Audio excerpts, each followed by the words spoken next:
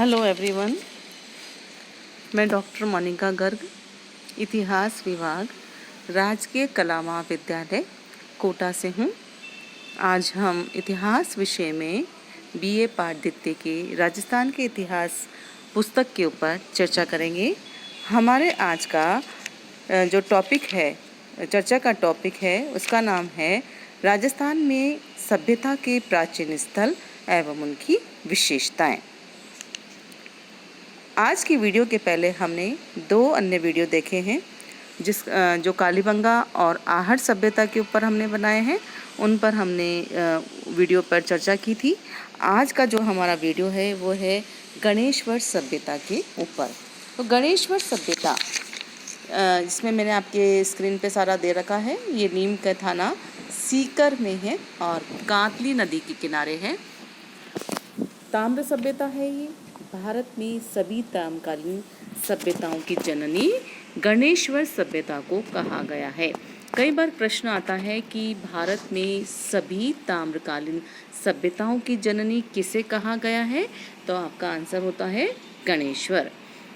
या ये कह सकते हैं हम कि ताम्रकालीन सभ्यताओं में सबसे प्राचीन सभ्यता है गणेश्वर सभ्यता। भारत में सबसे ज़्यादा तांबे के उपकरण यहाँ पर मिले हैं और इसका उत्खनन करता है R.C. अग्रवाल, रतन चंद्र अग्रवाल। सर्वप्रथम इसने 1977 में इसका उत्खनन कार्य किया और इसका काल जो माना गया था रेडियो कार्बन पद्धति के अनुसार 2800 ईस्वी पूर्व का बताया जाता है।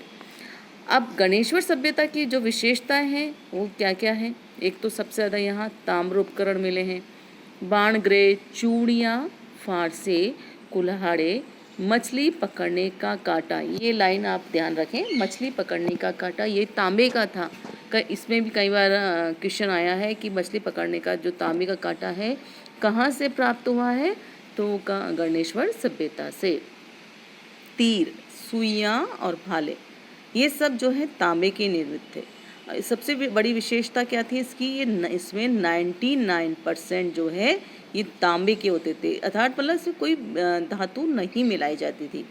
या हम ये भी कह सकते हैं कि गणेश्वर सभ्यता के लोग इस मिश्रण से या अन्य धातुओं से के मिश्रण से परिचित नहीं थे। इसके अतिरिक्त हम मकानों के बारे में यदि बात करते हैं गणेश्वर सभ्यता की, तो यहाँ पर ईंटों का प्रयोग बिल्कुल भी नहीं किया गया। ये जो मकान मिले हैं ना वो पत्थरों से निर्मित मिले हैं।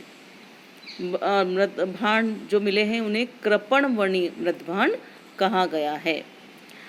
भारत में पहली बार ताम्र उपकरण, देखिए मैंने इसमें मेन मतलब मोस्ट करके आप भी देखिएगा कि भारत में पहली बार ताम्र उपकरण एक स्थान या एक ही साथ किसी स्थान पर प्राप्त हुए हैं, तो वह है गणेश्वर।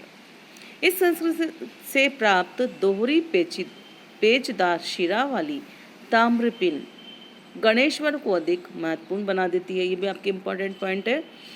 दोहरी पेचदार शिरा वाली ताम्र पिन, ठीक है। यहाँ के निवासी कैसे थे? मांसाहारी।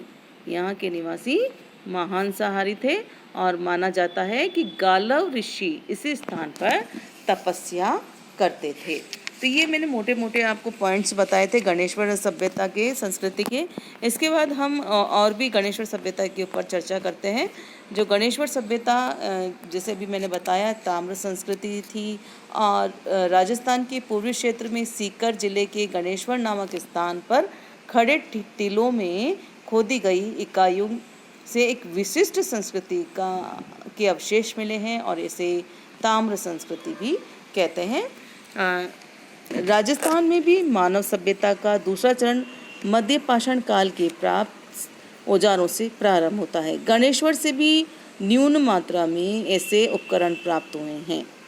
अभी जैसे मैंने अभी पहले भी बताया आपको, गणेश्वर में तांबे के उपकरण बहुतायत से मिले हैं। इस कारण इस क्षेत्र में खेतड़े का ताम्र भंडार रहा था और आधुनिक खोज से ये प्रमाणित हो चुका है कि सिंधु घाटी के निवासियों को भी तांबे की जो पूर्ति थी वह खेतड़ी के द्वारा ही होती थी। इसमें मिट्टी के जो बर्तन मिले हैं 2 प्रकार की परंपरा को प्रकट करते हैं। एक तो हड़प्पा पूर्व संस्कृति की परंपरा अथवा प्राचीन राजस्थान की शिल्पकला को दिखलाने वाले हल्के लाल रंग वाले पतले बर्तन, जिन पर हल्की सी काली और सफ़ेद रंग की चित्रकारी की गई। और दूसरा, लाल चिकनी मिट्टी के मजबूत बर्तन, जिन पर विशिष्ट चित्रकला है। इन बर्तनों के अलावा देहाती बर्तन भी हैं। गणेश्वर के इन मिश्रित बर्तनों की आकृतियाँ भी कई हैं। जैसे इनको 6 कोटि में रखा गया है। इन बर्तनों को संग्रहण के लिए मर्तबान, कलश, तसले, प्याले, ढक्कन, हांडी। कलश के गर्दन और मुंह के मध्य पकड़ने के हत्थे लगे हुए हैं। प्यालों के एक समूह के आधार पर टांगे हैं। इसी प्रकार कुछ तसलों पर भी क्षितिज है। ये प्याले और तसले चौरस, चक्रिक और छल्ले का आकार लिए हुए हैं। शेष ताम्रपाषाण युग की संस्कृतियों में ऐसे बर्तन नहीं पाए जाते। तो ये भी आपके लिए इम्पोर्टेंट हो गया कि कौन से बर्तन यहाँ पाए गए हैं।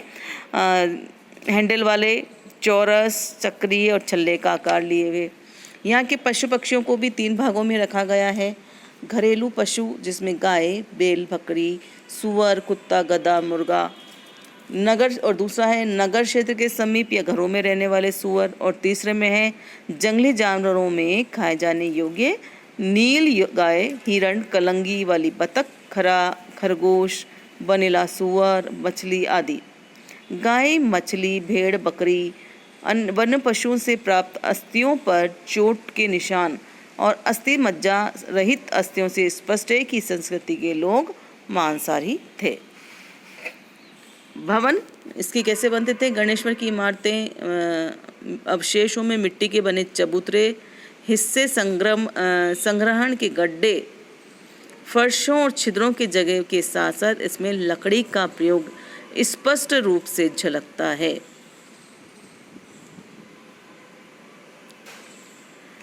तो ये थी हमारी गणेश्वर सभ्यता। अब बेराट सभ्यता के ऊपर हम चर्चा करेंगे। बेराट सभ्यता के ऊपर, ये बेराट सभ्यता कहाँ पर प्राप्त हुई है हमें, आप इसमें मेरे वीडियो में देखिए। बेराट सभ्यता, ये बेराट सभ्यता आपकी है।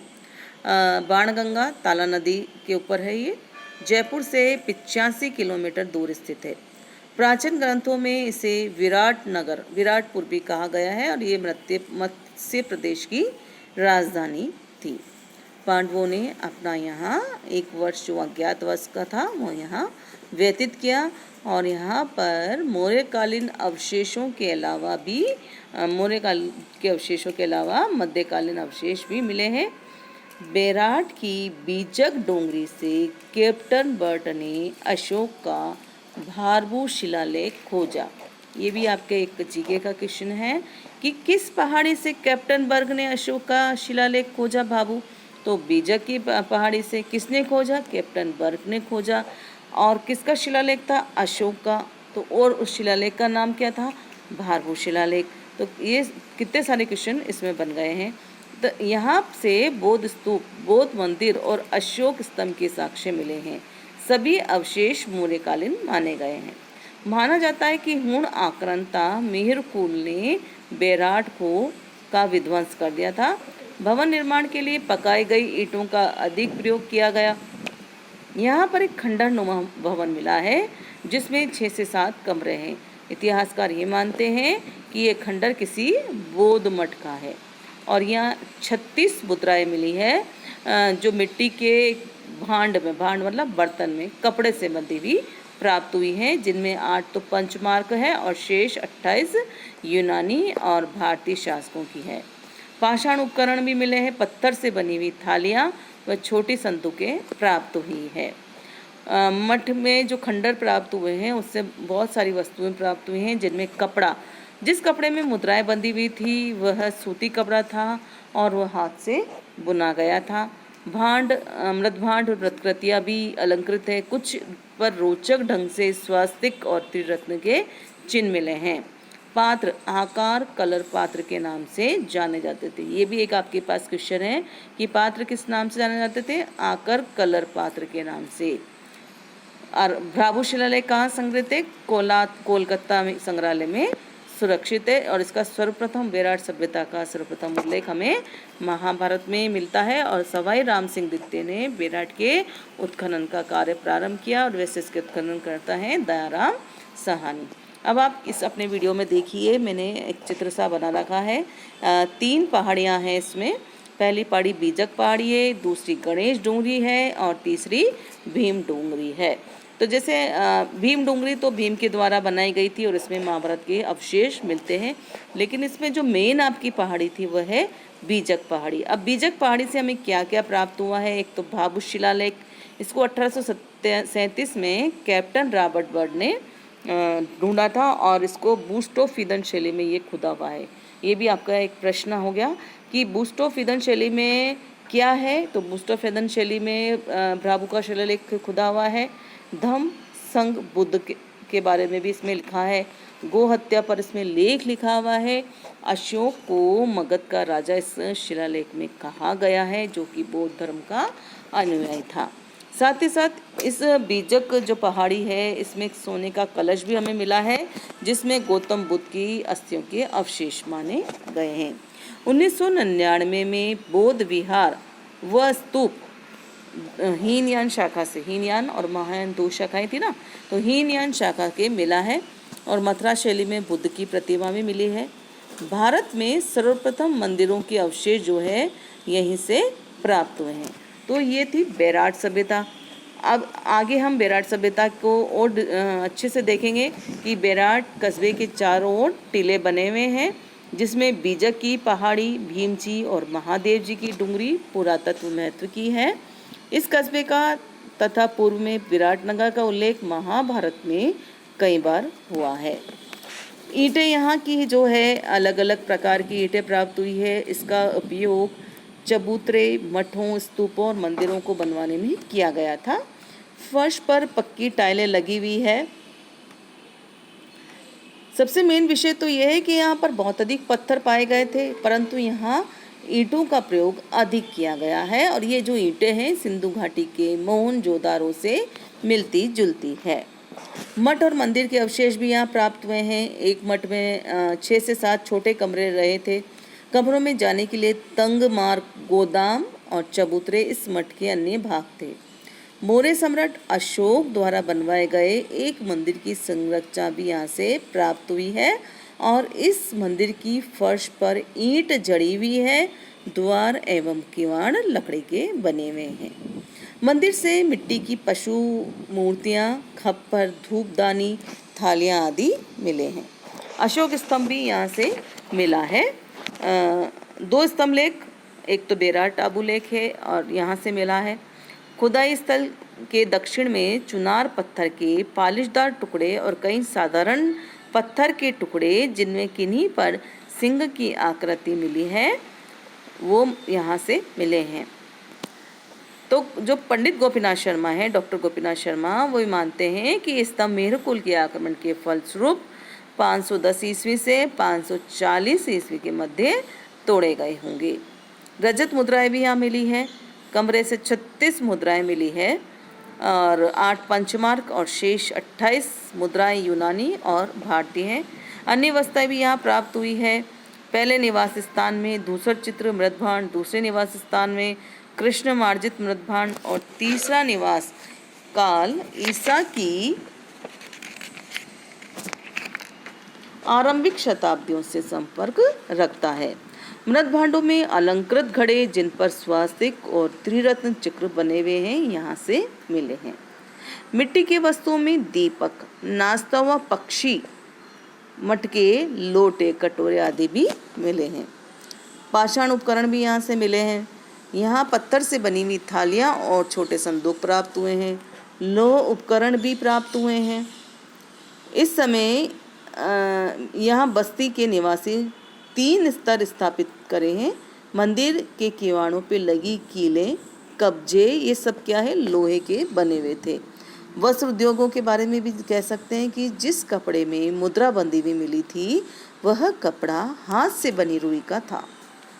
तो ये क्या बताता है, ये क्या दर्शाता है कि यहाँ के निवासी वस्त्र बुनाई कला को जानते थे। इसी तरह से हम ये कह सकते हैं कि जो राजस्थान में हमारी सभ्यता और संस्कृति है, इनका एक अपना ही एक इतिहास रहा है और यहाँ प्राप्त होने वाली वस्तुओं से हमें उनके बारे में जानकारी मिलती है। आज का टॉपिक हमारा यहीं समाप्त होता है। नेक्स्ट वीडियो में आपसे मेरी फिर मुलाकात होगी। तब तक के लिए धन्यवाद।